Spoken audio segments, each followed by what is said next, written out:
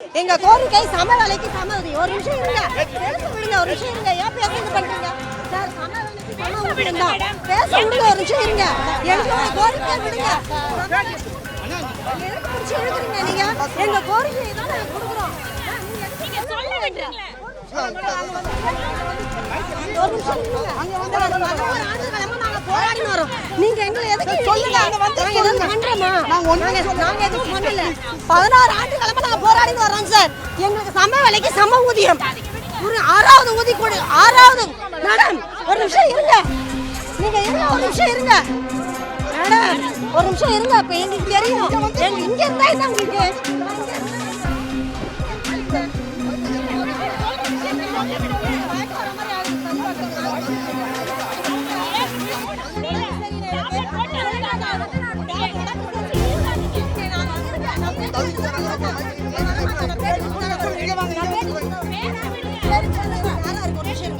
ஒரு நிமிஷம் இருங்க.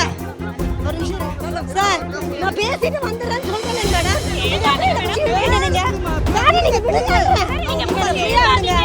நீங்க ஃப்ரீயா விடுங்க. எனக்கு படபடன்னு வருது, எனக்கு ஃப்ரீயா விடுங்க சார். நாங்கள் 16 ஆண்டு காலமாக போராடின்னு வரோம் சார். எங்களோட ஒரே கோரிக்கை தான், ஒற்றை கோரிக்கை, சம வேலைக்கு சம ஊதியம். 8370 6வது ஊதிய குழுவில் எங்களுக்கு ஒரு நாளைக்கு முன்னாடி சேர்ந்தவங்களுக்கு நிர்ணயம் பண்ணியிருக்காங்க. எங்களுக்கு 5200 நிர்ணயம் பண்ணியிருக்காங்க. அது எப்படி ஏற்றுக்கொள்ள முடியும்? ஒரே பணி, ஒரே கல்வி தொகுதி. ஆனால் அடிப்படை ஊதியத்திலே இவ்வளோ வேறுபாடு இருக்கும்போது எங்களோட மாத வருமானத்தில் ஒரு மாதத்துக்கு நாங்கள் 30,000 வருமானம் இழப்பு. எங்களோட கல்வி தகுதி எல்லாமே ஒன்று தான். ஆனால் நாங்கள் வாங்குகிற சம்பளம் ரொம்ப ரொம்ப குறைவு. எங்களோட அடிப்படை ஊதியமே ரொம்ப கம்மியாக இருக்குது. அதுதான் நாங்கள் ஒவ்வொரு கட்ட போராட்டத்திலையும் சொல்லும் போதும் உங்களோட போராட்டம் நியாயமானது, உங்களோட கோரிக்கை நியாயமானது, நாங்கள் இன்னைக்கு செய்கிறோம் நாளைக்கு செய்யறோம்னு சொல்கிறாங்க. எப்போ செய்வாங்க? அவங்க ஆட்சிக்கு 10 ஆண்டு காலம் முடிய போகுது. இப்போ நாங்கள் இதுக்கு மேலேயும் செய்யலைன்னா நாங்கள் என்ன பண்ணுறதுன்னு நீங்களே சொல்லுங்கள். நாங்கள் வீதிக்கு வந்தாச்சு, நாங்கள் இறங்கி போராடியாச்சு. போன தடவை செப்டம்பரில் நாங்கள் போராட்டம் அறிவிக்கும் போதும் நம்ம அன்பில் மகேஷ் சார் போராட்டத்தை நிறுத்துங்க, பரவாயில்ல, நாங்கள் கண்டிப்பாக உரிய நடவடிக்கை எடுப்போம் அப்படின்னு சொன்னாங்க. ஆனால் இது வரைக்கும் நடவடிக்கை எடுக்கல. எந்த ஒரு நடவடிக்கையும் எங்களுக்கு இல்லை. ஆமா, ஏன் கொடுக்க மாட்டாங்க? அதுதான் நாங்க கேட்கிறோம். எங்களுக்கான தகுதி 8ஆம் வகுப்பு, எங்களுக்கு மாநில அரசுல 8ஆம் வகுப்பு கல்வி தகுதி இருக்கிற ஓட்டுநருக்கு வழங்குற ஊதியத்தை தான் எங்களுக்கு கொடுக்குறாங்க. நாங்க +2 முடிச்சுட்டு டிடிஎட் முடிச்சுட்டு நாங்க டெட் தகுதி தேர்வு எழுதிட்டு நியமன தேர்வு எழுதிட்டு எல்லா தேர்வும் எழுதிட்டு நாங்க இங்க வந்திருக்கோம்.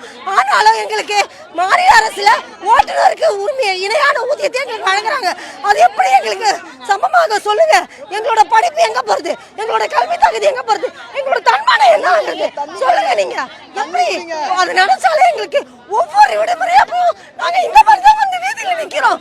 ஆனா எங்களுக்கு உரிய நடவடிக்கை யாருமே எடுக்க மாட்டாங்க. நாங்க என்ன பண்றதுன்னு நீங்களே சொல்லுங்க சார். பொதுமக்கள் கிட்டே நான் கொடுக்குறேன். நாங்க ஒன்றும் சம்பள உயர்வு கேட்கல. சம்பள